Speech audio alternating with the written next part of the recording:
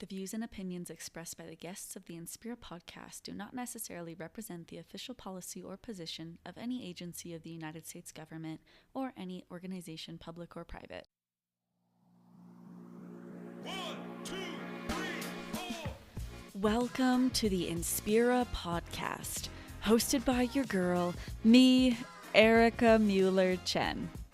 I'm an international development specialist with over a decade of experience leveraging the amazing power of sport to promote peace and positive social impact. My career has allowed me to live in Europe, Southern Africa, and Latin America. In 2022, I accepted an offer for my dream job in sports diplomacy. And I also became an employee family member to a U.S. diplomat, aka an EFM. This podcast is all about inspiration and career advice. Each episode, I'll interview an inspirational global changemaker working in sport for development, social impact, or the diplomatic service. This series is perfect if you have interest in breaking into one of these sectors, or you've already landed that dream role and are keen to learn from thought leaders. Enjoy today's episode and stay inspired. I'd been invited as one of the youth leaders, and I remember being in the room, with different policymakers. These, a lot of loaded but important conversations around how do we prevent youth from being at risk of violent extremism. And I raised my hand and I said, just as a youth leader, I'd love to know, have you considered sport? And the room went silent. Welcome, friends. Today's special guest is Dr. Lin C. Sambili-Gicheha. Lin is a 2016 Commonwealth Scholar from Kenya. She completed her PhD in Sociology of Sport at Loughborough University with a particular focus on sport for development and peace and preventing the spread of violent extremism. She also earned her master's in Sustainable Peace Through Sport from the International University of Monaco. Currently, Lin is the project manager for Sport for Development and Peace at the Commonwealth Secretariat. She's also the director of Sports with a Goal Africa, a grassroots sports organization that uses sport to reach and empower individuals and communities. Welcome, Lin. Thank you so much for joining me today. How are you and where are you calling us from? Oh, thank you, Erika. Lovely to hear you. Lovely to see you. I'm great, thank you. And I am dialing in from St. Kitts and Nevis today. Very, very, very exotic. But I'm here for work, just for the record. Thank you. Thanks for asking. Yes, my And pleasure. how are you? Oh, I guess I can't be jealous because I'm also in like a sunny climate right now, but I haven't been to St. Kitts before, so I feel a little bit envious, but very happy for you and slightly confused but proud that you're participating in this podcast while you're there. So thank you. No, you're very welcome. Thank you so much for having me. Really looking forward to this conversation. Because I've called this podcast Inspira, I like to mention why my guest inspires me. So from learning about you, after we had our intro call recently, I thought of about 20 reasons why you inspire me, but I like to flatter people at the beginning, so, get ready. Good. You inspire me because you've amassed SDP experience wearing 3 really important hats. So experience as a practitioner, a researcher, and a policy maker. And I honestly can't say I know many people who have done that or had the time or interest to do that, which is super impressive. And then the other thing I'll say is that geographically, you've covered so much ground from Kenya to the US to the UK to Monaco and now St. Kitts. And finally, on a personal note, you're just super kind and authentic, and I've loved chatting with you. So I'm grateful to have this time with you today. Wow. I feel really special. And thank you so much. That's really kind. Let's tuck in. This is really exciting. Can you please share your career journey with us and perhaps what led you to Sport for Social Change? Okay, so that's a really good question to start us off. So my journey into sport for social change or sport for development and peace started way back in the early 2000s. And at that point in time, we were doing some community sports through Sports of the Goal Africa back in Baringo in Kenya. And it was really to rally support for the Millennium Development Goals. So we had the MDGs and now we're in the SDGs.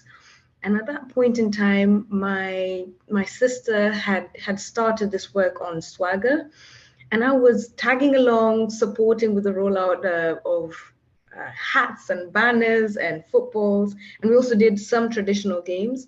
And you know what? It was just incredible to witness how both young and old people, people who were from the community and from neighboring communities, came together to participate in the sport day.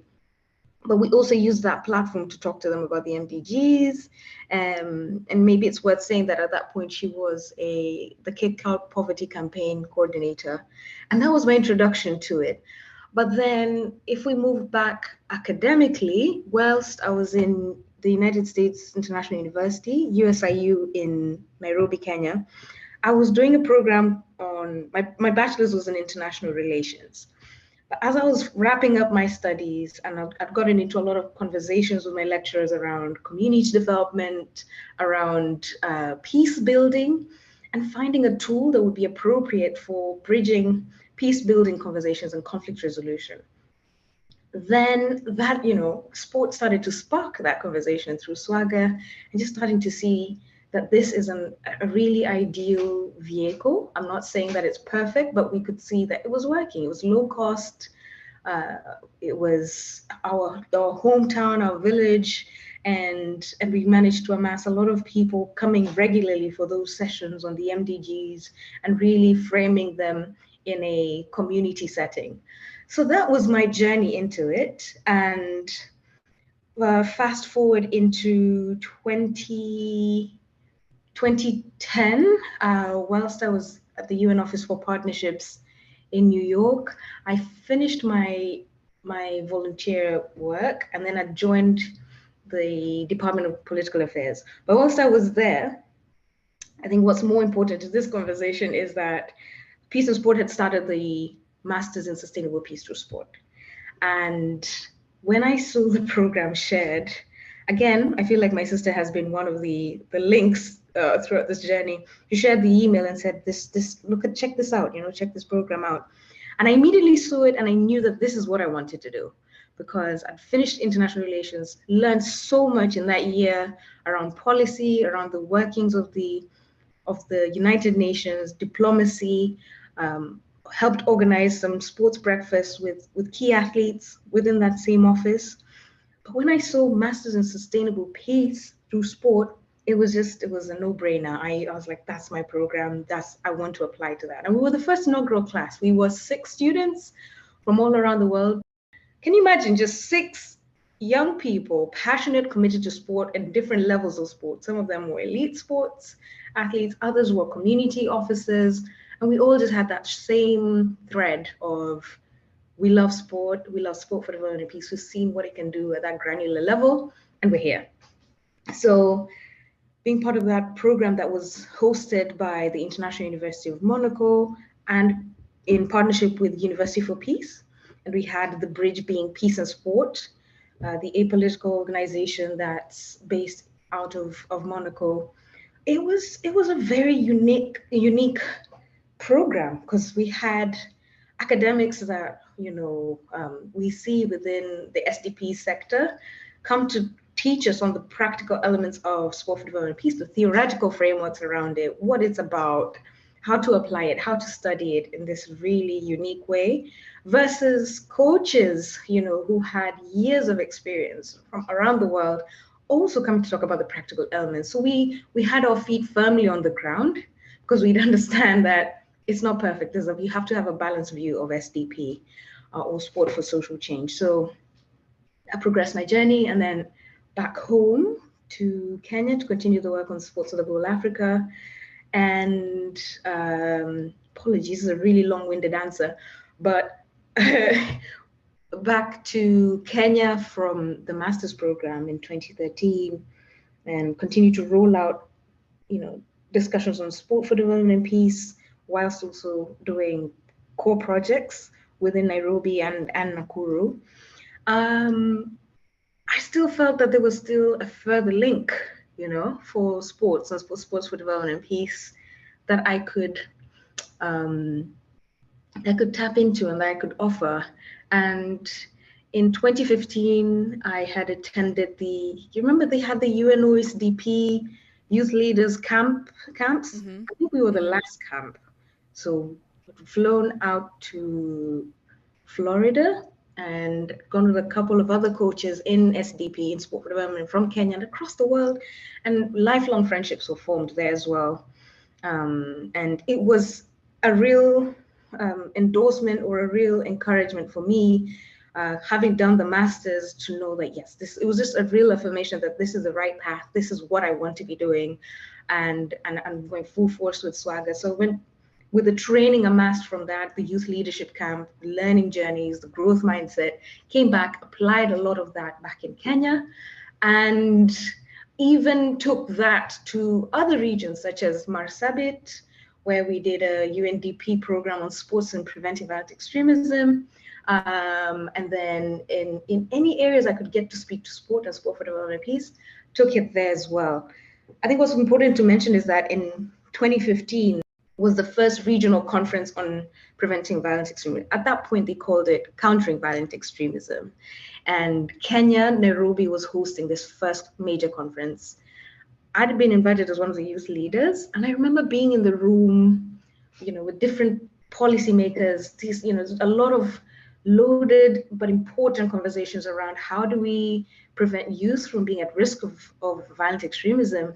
And I raised my hand and I said, this, just as a youth leader, I'd love to know, have you considered sport? And the room went silent, And for me, that was, yes, then that's a solution. It's a low-hanging fruit. Can we explore this?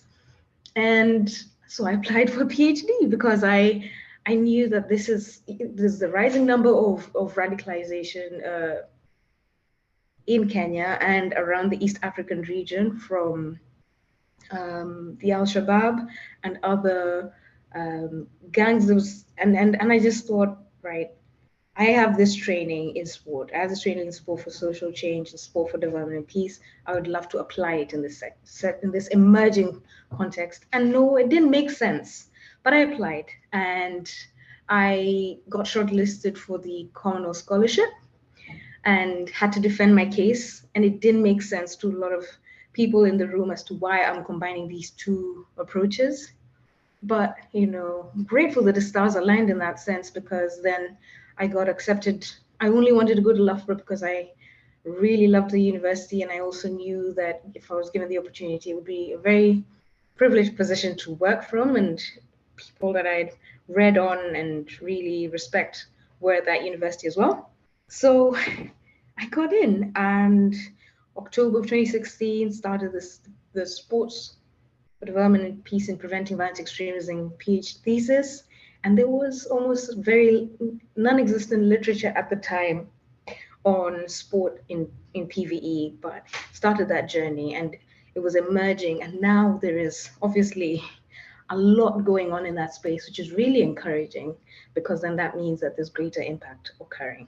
So that is a very long-winded answer as to how I got here and continue to be here and continue to commit. So as a practitioner, academic, and now in the policy space, but maintaining that fluidity across the three has been the greatest juggle to date, but absolutely rewarding.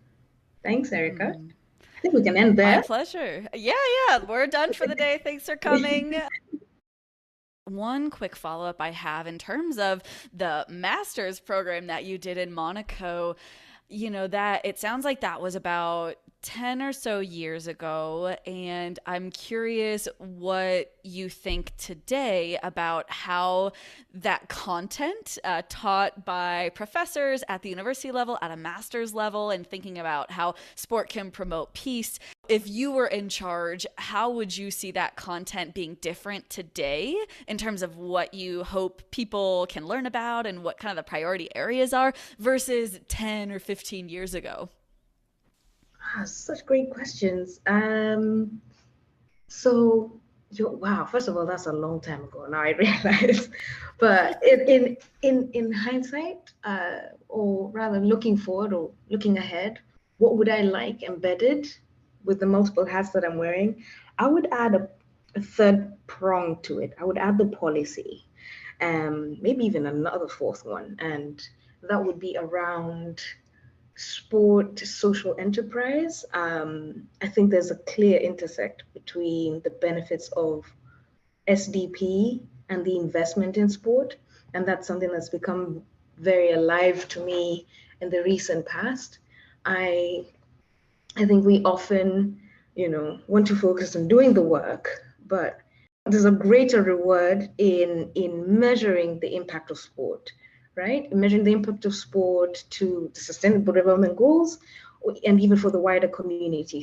I think seeing the numbers of activity or inactivity, for example, will A, lead to greater and expedited action, and B, greater investment in the sector, which means yay, great more money and more financing for the sector, and D, partnerships across the world for the sector. So I believe that I would love to tell students that it doesn't have to be disconnected, but you can have the policy, the global, the national, the regional, and the local coexisting simultaneously and speaking to each other. So I think that those are some of the things that I would add to the content of the course. I would introduce esports, but also from the frame of development as well, and not shy away from that. Yes, it's contested. Yes, it has its challenges, but so does sport. And so that would be something that I would encourage. I think that would make for some very rich, really well-informed students, and it would remove that imbalanced view of sport, right? Because we find that maybe some people think that it's yes, we focus on the good and the positive of sport, but it has its challenges and it needs support in order to give us the full benefits. So yeah, that's what I would do given the opportunity, and will continue to advocate for. Thanks. Well, if you start your own Lin Sustainable Peace Through Sport, sign me up, because that sounds like a very robust curriculum that you just designed in 3 minutes. So I love it. Thank you. Thank you. Yeah. And one other quick follow up to your career overview in your work with Sports with a Goal Africa, SWAGA. First of all, did you and your sister know that would be such a cool acronym? 100%. And Lin, how do you think that work has contributed to your view of the sector, or entering certain spaces with a really grounded real life experience of, okay, this is what sport did for this community, and I saw the opportunities, I saw the limitations. That's really helping me contribute to these other conversations with other stakeholders. What does that feel like as you navigate spaces? Oh wow, it gives me confidence.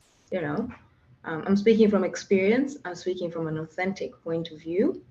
So it's not abstract, and I can call or request sound bites or discussions from these different practitioners, and it gives me confidence because I'm aware now. I guess became even more aware of my positionality as a researcher, as a African woman, as just all these different my intersectionality really across the sector, a voice from the global south, what that means, and not shying away from that, bringing that to the table and opening up spaces for research to be framed differently in different languages so that we don't silence other voices. in just looking back and looking forward, I'm really grateful that I can navigate confidently, you know, and I'd encourage, I guess the advice there is start sooner, start operating just as yourself sooner.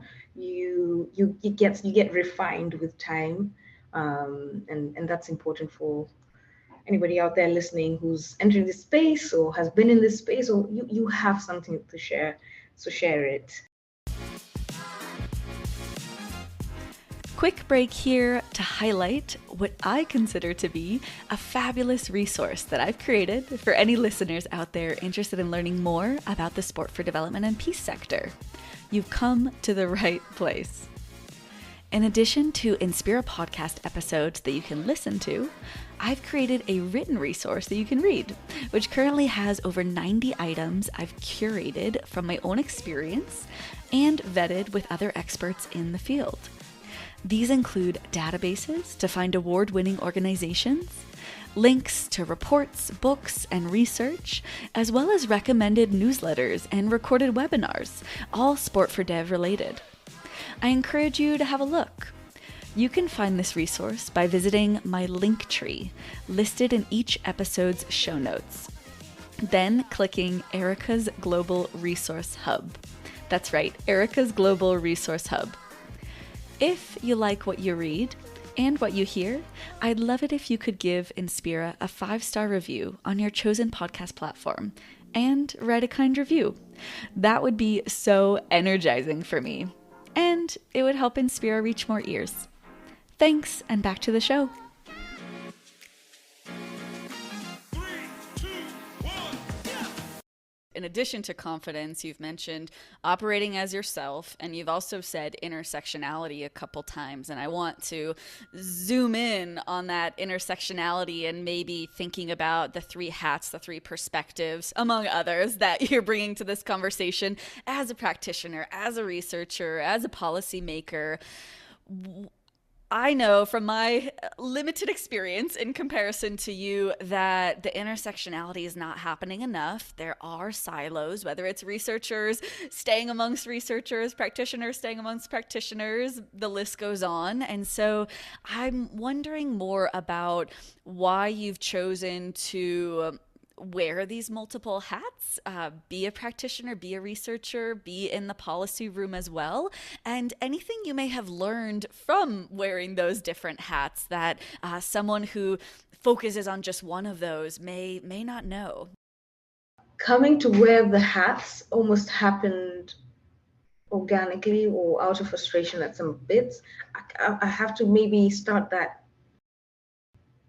my response with saying that it's not easy, because you're coming into different rooms and different conversations and different perspectives. Thankfully, the common thread is sport. The common thread is sport for development and peace, and we all agree with that. But how it's framed, or how it's understood, how it's digested, how it's framed looks different, and you have to learn to speak like the room that you're in, and you have to in order to keep the big end goal in mind, which is we want impact, social impact, we want great impact, we want healthier societies, we want children playing sport, we want investment in the sector. In order to reach that goal, there's ways to frame your responses or your questions as you navigate those spaces. Why I've chosen to wear them is that I find I'm able to draw on them at different times. So, and also I think we have to move away from trying to separate them. I spent years, and I think we had this in our previous conversation, I spent years trying to silo my identities. And it is very exhausting, because you are one person and you show up as one person in these different rooms, stay authentic, but add to what the room needs to hear. Address the room as you would. So when I'm on the football pitch, I am still Lin, but I'm Lin with the SDP practitioner, for example. When I'm in academia or writing, I'm a student or I am a researcher, but I'm still myself and I'm bringing my whole self as much as possible. Perhaps not seeking permission to bring my whole self, just bringing my whole self. And that's been really helpful. When it comes to policy, I did have to really exercise that muscle. I didn't have it before, especially when it comes to SDP. And it's been such a huge blessing to be able to unlearn in order to relearn how to write. And there's a tension there because academically you write in a critical voice, you will speak to what's happening and what's not happening and then give a solution. Whereas in policy, get straight to the point. What are the benefits for this? And so that's interesting, and it's only now that that's what I was saying, just the quicker you can get into yourself and stay yourself, the better, because that makes that makes the sector that more robust. And we all need to hear what you have to say. We all need to learn from each other. And I guess the other thing has been why I've chosen to wear these hats. It's happened organically, Erika. I'm trying to think of how, in hindsight now, I'm like, wow, what a space to be in. What a sense of responsibility to bear, but also what a sense of responsibility to be yourself and just trust that that's enough and do good and keep remembering that you'll be refined and get better along the way. So I don't know if I've answered your question. It's better than I could have expected, Lin. Don't worry. I'm still thinking about some of the things you said. One that I wrote down was you said you spent years siloing your identities, and at some point, thankfully, and really happy to hear that you have come into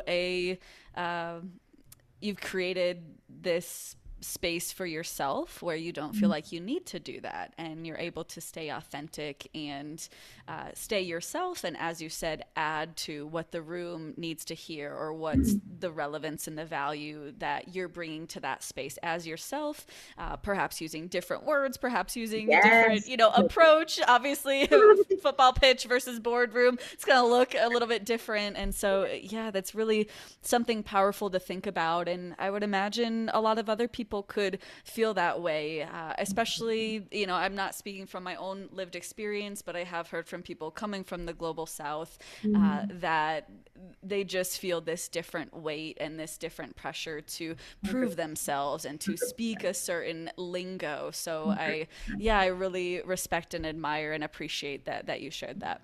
Thank you. Yeah, it's a process, and I actually have my PhD process to thank for that, because there's a section where I had to write about my positionality, and I'd never had to write that, never had to frame who I was. But they're like, no, we've got to get to the bare bones. We want to know you. We want to know how you got here. We want to know your privilege. We want to know your, the spaces where you feel a slight sense of, if it's disempowerment or if it's a sense of, do I belong in the room? Like you've got to go there. And it was really difficult, but really important, because then you stop hiding behind different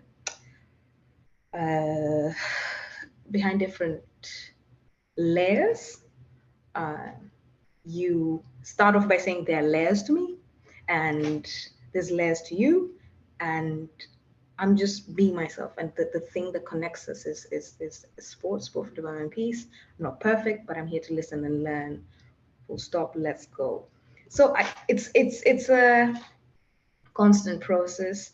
I feel that I was sharpened quite a bit academically, and I'm grateful for that. And that's allowed me to exercise that confidence. It wasn't easy, but I would encourage more global South, and I'm speaking to myself here as well. I'd encourage more global South um, students and researchers to continue to write, uh, especially from Eastern Africa. I'm learning from my peers and the people who are ahead of me who consistently write. And maybe it's worth saying that at the moment I'm one of the editors on the Global South Voices book that's shaping up, and it's been such a joy to be part of that process, and just to see the how writing is, if you were to map it, how writing is more, there's an ease to writing in certain areas within the global south versus other areas, and the need to encourage or nurture writing voice, right? And maybe it boils down to we prefer or lean on oral traditions rather than writing, but it's important to capture that. And so that's the challenge to myself as well. So yeah, I don't have a full solution, but there we go. And yes, that project is being led by Dr. Billy Greff and Simona Sarakova as well, Dr. Simona, and just brilliant, brilliant, brilliant people as well. Lin, are there any favorite moments or experiences that you can share from working in the sector? I know you're with Commonwealth now. I know you've still got your hand in SWAGA. I know you've done loads of research and work around SDG 16, peace, justice, and strong institutions, of course, through sport. Are there any experiences that stand out that you can share with us? You ask really good questions.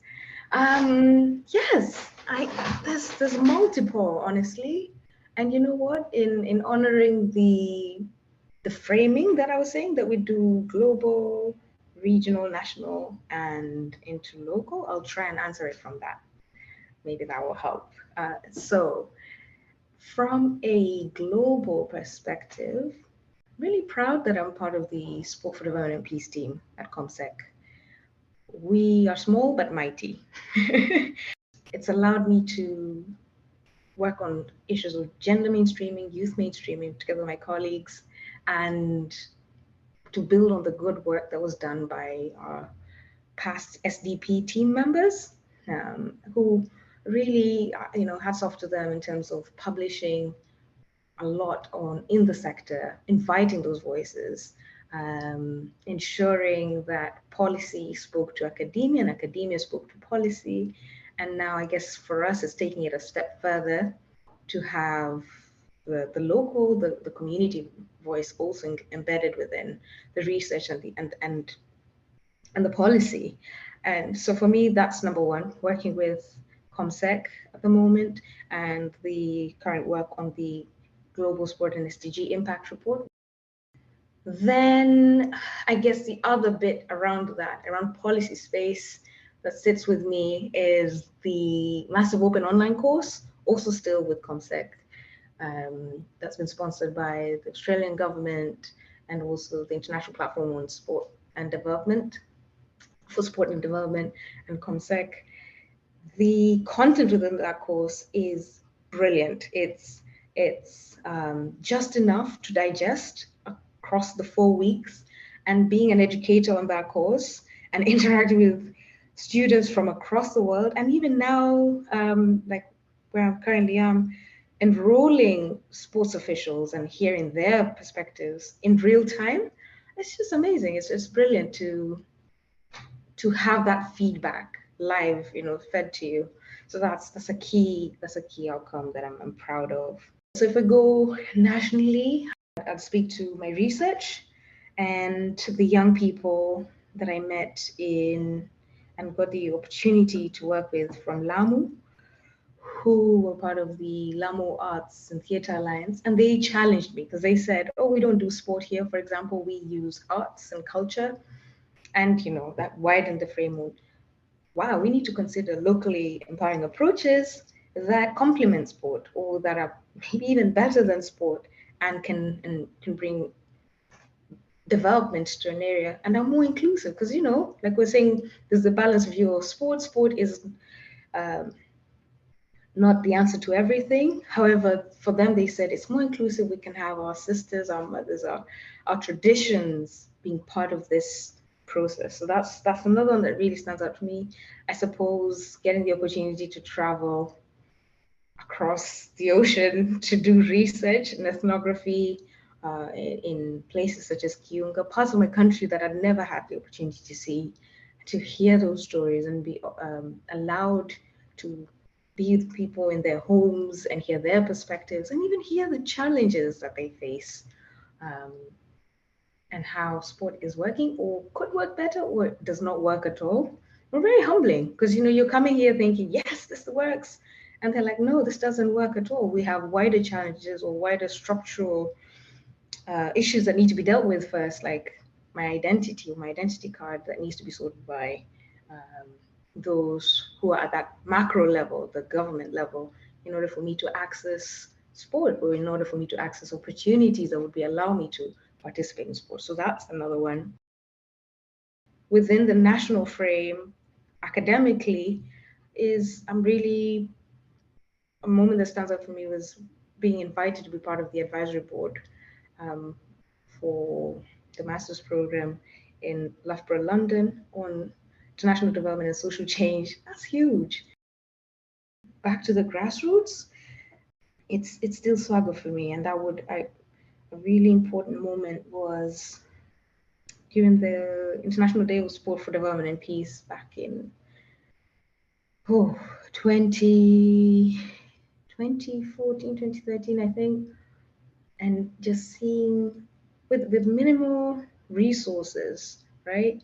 Just going for it. We had a really powerful um, one-day symposium and sports day in Cabernet, and this is a region in the Rift Valley of Kenya, Greater Rift Valley. But these were children and students from neighboring communities, warring communities. So it wasn't really radicalization, but it was more of traditional radicalization, like in terms of cattle rustling and banditry were some of the challenges that had stopped them from participating in sport and participating in school. But in that moment and in that day, being able to organize that in a neutral sports ground was everything. And I remember us just sitting back with the team, taking that in, soaking that in, and seeing both boys and girls, kids, um, and different people, including the media, came to support and had like a dancing competition. Just the melting pot that was there that day was a real affirmation that we were in the right direction. And when I feel discouraged, I think about that day. I think about that day a lot, and then I think of the quiet moments when it's not 100 participants, but maybe three, and some of them are physical education teachers who want to learn how they can embed sport for development and peace within their program, and finding a way. It's not fully in the curriculum, but it makes the physical education classes that more engaging. Wow, there you have it. There's a lot. I guess walking across the stage, that's a big one. To get my doctorate, that was a big one. And just passing my Viva. All right, that's it. Those are my sports moments today. Well, another microphone drop moment. We can end here. I feel so satisfied with everything you're giving me. Thank you. You're welcome. Good. You're very welcome. But important follow-up question. Will you write, or are you writing, an autobiography? And will there be a Swagger film coming out soon? My goodness, Erika, what is it? What are you? Did Richard put you up to this? And are you referring to my cat, Richard? Double yes, double. Okay. double yes to those. Wow. And I guess with the film, it would be around our initiative called One Ball, One Bike, One Goal. So One Ball is this ball that carries all the SDGs, or some of the goals. For us, we'd focused on SDG 3, which is promoting good health and well-being. And One Bike was one motorbike. So our friend, he's called the African Rider, was doing a ride through with his KTM Duke from Nairobi, and he rode all the way to Cape Town, South Africa. But all the way, him and the chase car from Swaga, they were distributing. You remember those indestructible footballs, the blue One World Project Play footballs? I do. Yes. I haven't seen one lately though, but hopefully they're still indestructible. They are. They're amazing. They're amazing. And yes, they're a great partner. So we were distributing those footballs across communities and just mapped who or where are the SDP projects across these 8 different countries. So from Nairobi to Arusha to Zambia, all the way down, trickling down to South Africa. And pausing, and Malawi was incredible, but pausing in between each of those countries and meeting with the SDP programs and projects, distributing the footballs, but also learning like what's working for you here, how is that captured. Malawi, for example, the girls were just amazing, like just beating up and doing great sport. They were just incredible, and they had a great coach. And so capturing those voices, capturing those stories would be amazing. So yeah, that would be a repeat. And then one ball, one bike, one goal. The goal being now SDG 3. Perhaps would widen it. But it was a really special thing to do over 25 days, over 7,000 kilometers. So maybe that will frame the film. Yeah. Okay, so just to clarify, you haven't made the film. We have made parts of it. You have made it. You've made parts of it. Yes, we made parts of it. That's amazing. It's amazing. I'm so happy. Let me know. The plan has been to make it annual for quite some time, but life. So but it's definitely in the works. Yeah, that's my dream, personally and professionally, is to create storytelling, especially with film. Like if I could paint my current dream in a few years, I would love to tour the world visiting sport for development and peace organizations and people and package those in really powerful and accurate visual audio stories that can inform the world. What is the sector? How does it feel? How does it look? And why should people care about it? So I just, I'm excited by what you just said. The next one, you're in it. And anyone else out there who wants to sign up. But yes. Love that. Well, Lin, I know we've covered a lot, and I really appreciate the things that we've talked about have, I think, been quite personal in terms of moving through these spaces and your identity and your interests and what you've observed. So I really appreciate that, and it's felt like a really meaningful conversation so far. And I'm wondering if we've left anything out. Join the dots wherever you are, right? Wherever you are, whoever you are listening, or I don't know when you listen to this, but join the dots at whatever level you're in, and don't be afraid to reach out. That's how connections happen. That's how the magic happens. And that's how we're able to spread the word around, the benefits of, or the convening power of sports. And I would also say, don't be afraid to challenge that and bring your ideas, we need to find stronger ways to embed traditional games, sports and games, and indigenous games within the sector as well. We need female coaches. That's what I put out there. And we need female and women in leadership. And we need allies, and we need each other. We need both men and women. We need to be allies, and we need to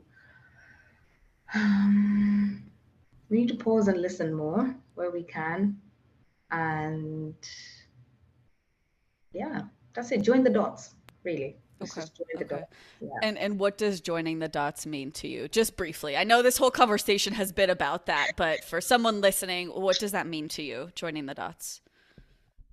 Joining the dots means allowing yourself to operate fully as yourself across the global, the regional, the national, and the local.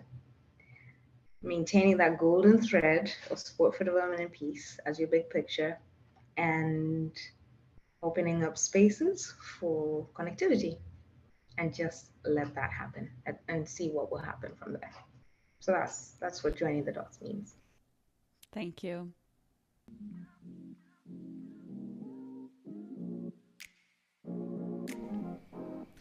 Now that we know more about our guest's career journey, the rest of our conversation will allow us to have some fun and get to know our guest on a personal level through some rapid fire questions. We'll then start to wrap up with pointed questions focused on advice and how our listeners can transform interest into action. Enjoy the rest of the conversation.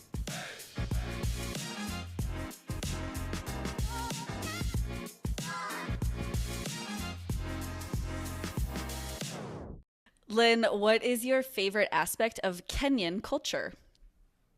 Favorite aspect of Kenyan culture is our collective humor and our food. When it comes to food specifically, I'm talking about chapatis and ugali and nyama choma. So it's our love for food, our love for fun, and our collective humor society to work through different complex issues, but actually that raises accountability. Yeah. Do you have a favorite athlete? Yes, I do. Eliud Kipchoge is my favorite athlete, and I love what he said recently, vitamin N, which is really the no. Learn to say no so that your discipline can shine through. I think it's just his humility shines through. And I mean, what a mind. I don't know how he transcends and operates in that space, but yeah, it really he's my favorite athlete. Which cities have you lived in, and are there any favorites for any specific reasons? Lived in, not visited, right? Okay, Well, whichever list is easier for you to come up with.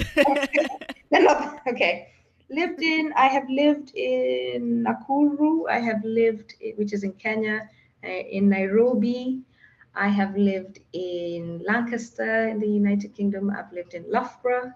I have lived in New York.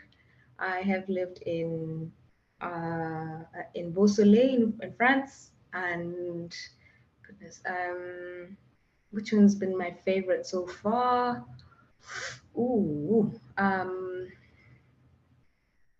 It's tight. I'd say New York. Wasn't too hard, was it? Because of that was a really formative time. I was a really important trajectory that shaped a lot of the conversations that I have now, and just connecting those dots. So it's quite, uncanny that it's now I'm looking at joining the dots from having started, in a sense, from the UN Office for Partnerships. I did some internet sleuthing before. Oh no! Started. This is all good. This is all good. But you told me when we first spoke that you used to be a musician, and Lin, you're an amazing singer. Amazing. Share with the audience like your musical journey. I mean, clearly we've dedicated the last hour to sport for development and peace, and I'm sure we could dedicate many more hours to that or to music, but where did that come from? What did you do with it? Was it in Kenya? Was it elsewhere? I'm in awe. You're incredible. Thank you. Oh my goodness, the internet never forgets. I am a gospel Afro soul musician. I just have not sang in a while. I have 3 albums, and prior to my PhD, not that this is what stopped me, I was working on an album called Nyumbani, which means home in Swahili, and sang it in my mother tongue, which is Tugen, Kalenjin Tugen, and I've been singing for a bit, Erika.